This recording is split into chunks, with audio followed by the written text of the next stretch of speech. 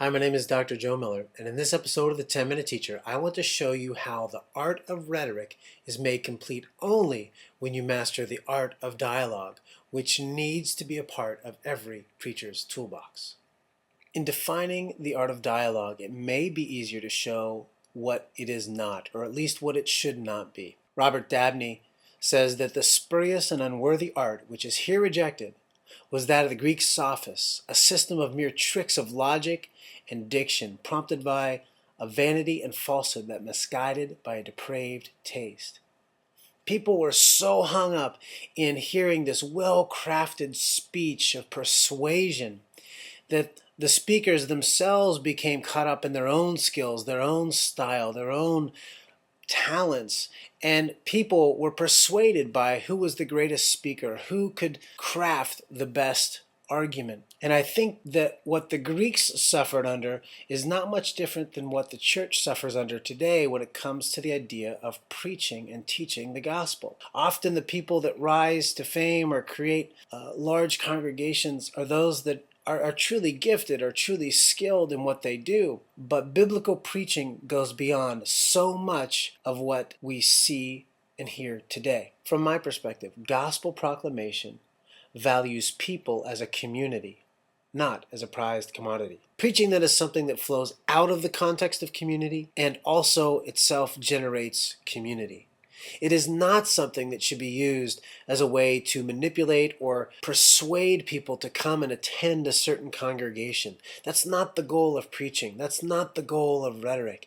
Our preaching and teaching is prized by God for what it can do to build and grow His community. What I want us to see is that proclamation is dialogue. There are three components to the art of dialogue, and that is irenic, heuristic, and public. Now let's look at each one of these. First, irenic. Matheson gives a great definition of what I mean by this word irenic.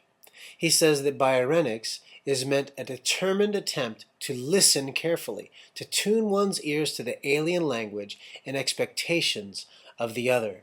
In other words, if we are going to be effective preachers and teachers of the gospel, we need to stop speaking and start listening. We need to tune our ears into the language that the people are speaking so that we can know what their expectations are, so that we can carefully craft the gospel in a way that hits right at the heart of who they are and what their needs are. If I were to come up with a different word for irenic, I would say relational. Relational proclamation is that which brings close those who are far away. So our rhetoric must draw in those who are otherwise alienated from us. And it requires us to have a relationship with those people. It requires the practice of patience.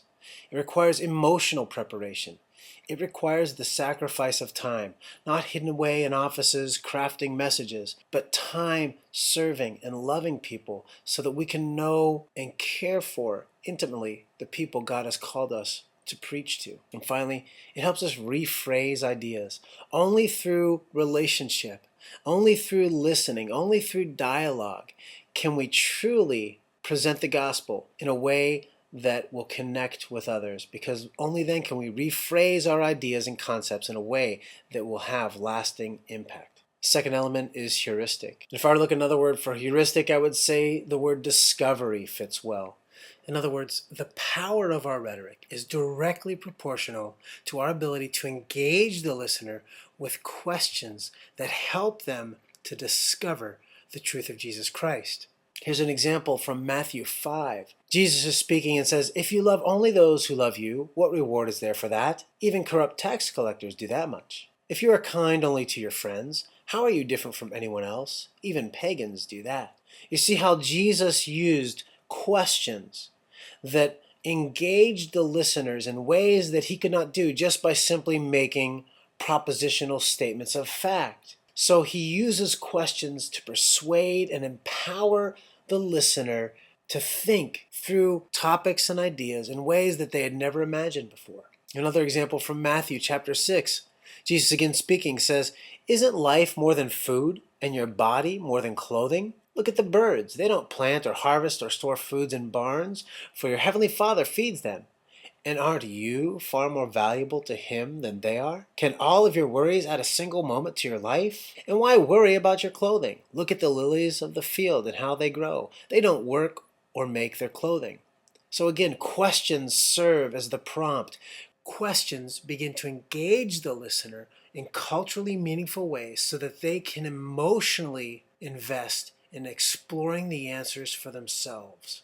If our rhetoric is heuristic, then metaphor becomes a tool for discovery. Galatians 5 gives us a great example. It says, this false teaching is like a little yeast that spreads throughout the whole batch of dough. Hebrews 7 says that this change has been made very clear since a different priest who is like Melchizedek has appeared. And finally, James 1 says, for if you listen to the word and don't obey, it is like glancing at your face in a mirror. You see yourself, walk away, and forget what you look at. These metaphors help the hearer understand the assertion of the speaker in ways that could not be done through simple statements of assertion of fact. But the only way to make these kinds of metaphors, to use ones that are meaningful today for your audience in your context, is to know them, to have relationship with them, and to have dialogue with them so that you can create metaphors that engage them as well as the metaphors used by Jesus and the authors of the New Testament. And the third element in the art of dialogue is public. To be public in our rhetoric means that we have to have a presence with people. It's really the power of incarnational proclamation. This cannot come if your life is divorced from the people you speak to. It cannot come if you're hundreds or thousands of miles away through video. It can't come through those contexts. Ultimately, the most powerful rhetoric is the rhetoric of public. It's the rhetoric of presence, where our life is seen and observed by the people to whom we are called to serve and speak and preach. Paul's instruction to Timothy gives us one great example. He says, teach these things and insist that everyone learn them. Don't let anyone think less of you because you are young.